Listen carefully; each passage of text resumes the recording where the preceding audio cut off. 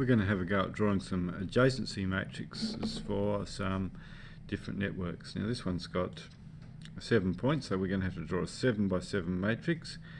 I'm going to put some row and column headings here to help us. Up to G, and down the side to G.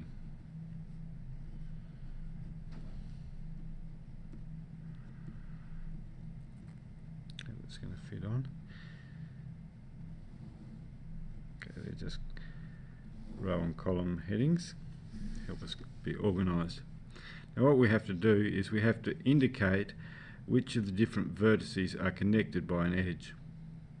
So let's take the ones from A, we take this as being sort of from to these. Now from A there are edges that go to D, E and G. So I'll indicate those as one in each case. There's one edge from A to D, one edge from A to E, and one edge from A to G. Now A is not connected to any others, so I'll just put zeros in at other places in that matrix. The one indicates there is one edge between A and a particular other vertex. What about the edges from B? Now this is a little bit tricky here, and there are a couple of different schools of thought amongst mathematicians, and there's a couple of ways you can do this, in particular with this one here at B, where B is connected to itself. Now, what will we say? Certainly, B is connected to E and G, so we'll put a connection from B to E and one to G as well. B is connected to itself, and I'm going to indicate that with 2. There's 2 connections from B to itself. Now there's a good reason for that, and I'll explain it at the end of this little session. Let's get our matrix together first, and then we'll talk about that. Now B is not connected to any of the others, so we can put zeros in for the rest of that row. What about C? Well, C is connected to D, and it's also connected to F. So from C to D there is a connection. C to F there is a connection, none others. I think you can see how this goes. From D there are connections to A, to C, to F, and to E. The other vertices are not connected to D. E is connected to A, to D, and to B.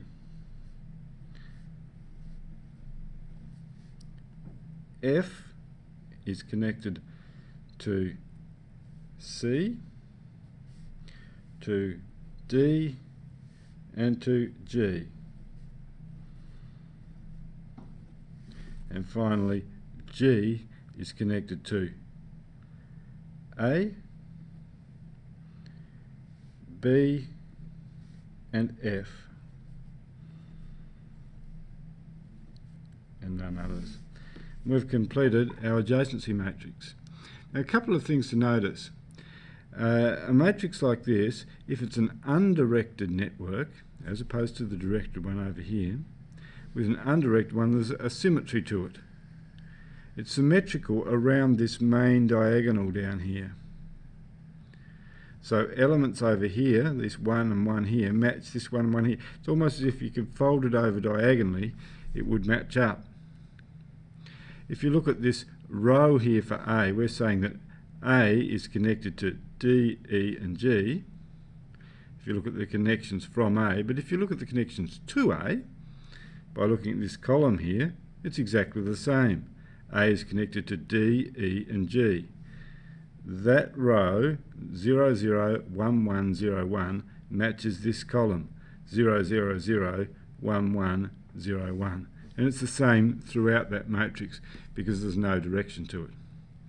Coming back to this entry here of 2, one of the reasons why I prefer to put the 2 there, some mathematicians would put a 1 there, Well, the reason I prefer it though is this: if you look at the row totals, the total of this row is 3 for A, and that is the order of that vertex A. It tells you the number of edges which are leading to and from it. Now if we look at row B, that would say the total of that row is 4, and that tells you the number of edges leading to and from B. It's consistent with our idea of the order of a vertex. Okay, let's move over and do the next one, which is a directed network. Once again, it goes up to G, so we're going to have to draw ourselves a 7 by 7 matrix.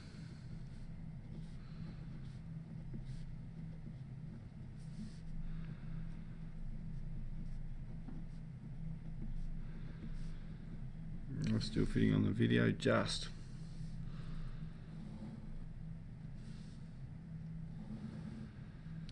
Okay, so now we've got to be very careful with our from and to. So from A, there are vertexes which lead to D and F. So from A to D and F, otherwise none. From B, can you see that all of the arrows lead inwards? So from B, there is none to any vertex. From C, you can get to E and G by just one root each, others zeros. From D, you can get to B and F, but not to A or E because the arrow is going the wrong way. So from D, it's B and F, others are zeros. From E, you can get to B and D, but not the others. B and D, okay, not the others. From F, you can get to G and B, not others. And from G, you can get to B and E, not others.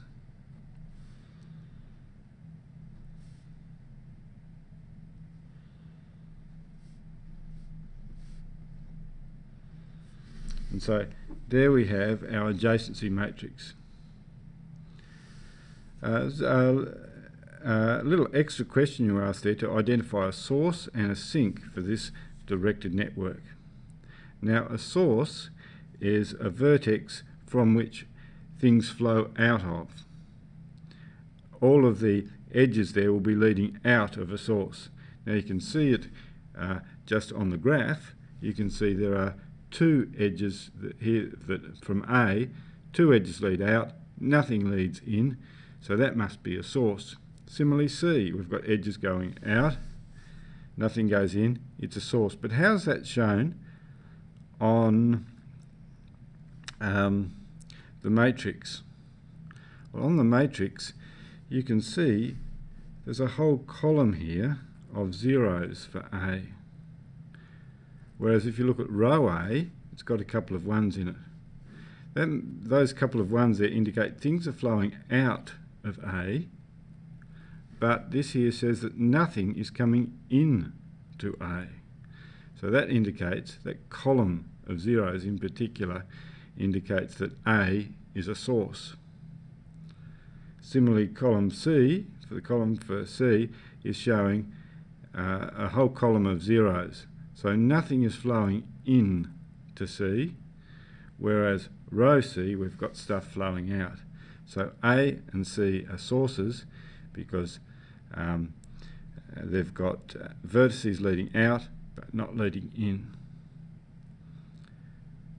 Now you can see here that vertex B has got, so from the graph, everything's leading in to B. So B is a sink, and you can tell from the graph. But what about on here? Well, if we look at what's connecting to it by looking at the row for B. We can see a row of zeros. That means that nothing is coming from B, whereas we've got things flowing to B. If nothing's coming from it and we've got things flowing to it, then B must be a sink. So A and C are sources.